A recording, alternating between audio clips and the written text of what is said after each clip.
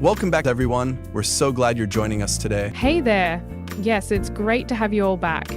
I've been buzzing about today's topic all week. Same here. So I've been diving into Napoleon Hill's How to Own Your Own Mind lately. That's one of those timeless books, isn't it? Absolutely. It's incredible how relevant his ideas are, even today. That's fascinating. What parts stood out to you? His focus on creative vision, organized thought, and controlled attention. It's like he's speaking directly to our modern challenges. I was thinking the same thing. Utilizing imagination for problem solving is so powerful. Exactly. But sometimes I wonder, is it really that straightforward?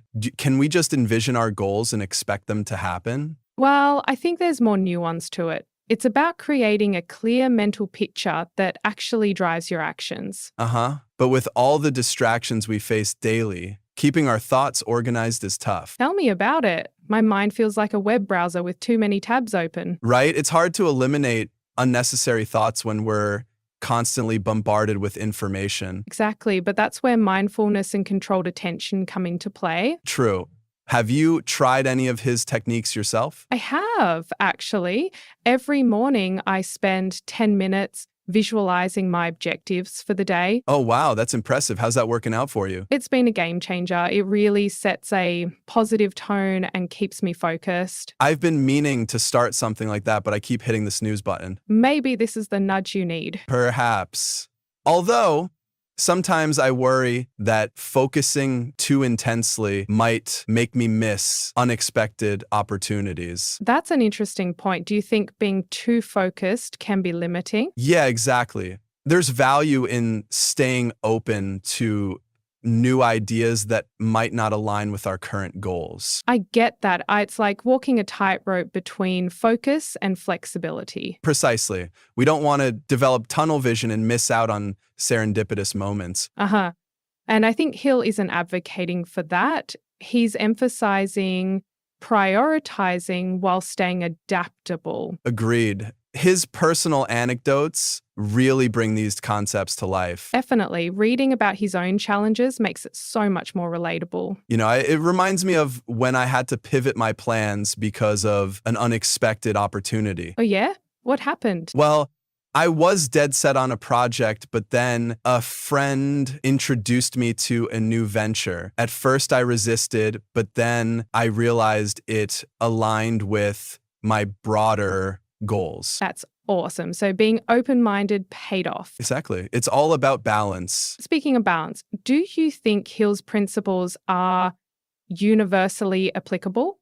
That's a good question. Maybe they need to be adapted to fit different contexts and cultures. Yes, tailoring the approach might be necessary. Absolutely. And perhaps that's part of organized thought, finding what works best for us individually. Couldn't agree more. We all have unique circumstances. This reminds me of his quote, "Eliminate unnecessary thoughts that do not serve your ultimate purpose."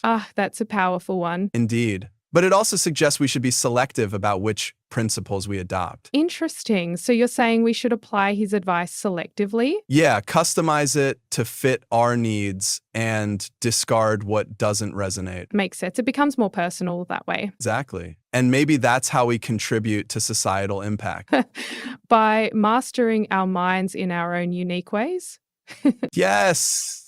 Collective progress starts with individual growth. That's a great point. And perhaps that's how we make his methods relevant today. Especially with the fast-paced world we live in. Controlled attention is probably more challenging now than in Hill's time. Oh, definitely. With all the digital distractions, it's like our attention spans are under attack. Tell me about it. Maybe integrating modern techniques like digital detoxes could help. That's a solid idea.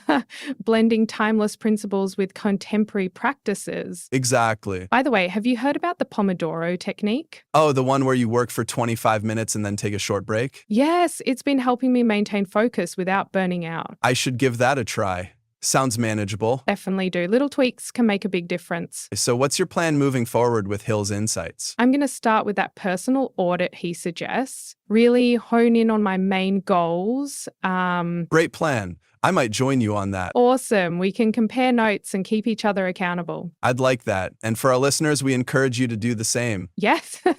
Let us know how it goes and share your experiences. Any final thoughts on the book? I think it's a powerful reminder of the control we have over our own minds. Couldn't agree more. It's about tapping into that potential and making conscious choices. And steering our lives where we want them to go. Absolutely. It's not always easy, but it's definitely worth the effort. Well said. Thanks.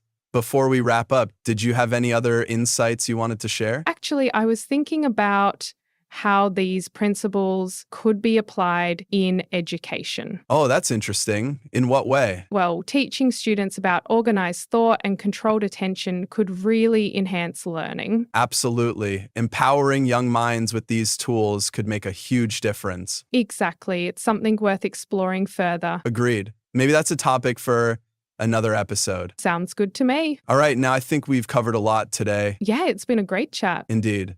Thanks for tuning in, everyone. Until next time, keep mastering your mind and embracing new possibilities. Take care. Bye. Well, that's a wrap for this episode of From the Book Nook. Thanks so much for joining us. We love having you here in our cozy little corner of the book world. If you enjoyed this episode, don't forget to like and subscribe to our channel. And we'd love to hear from you. Share your thoughts and book recommendations in the comments. It really helps us connect with more book lovers like you. And we'll meet you right back here in the Nook. Until next time, keep turning those pages. Happy reading. Happy reading.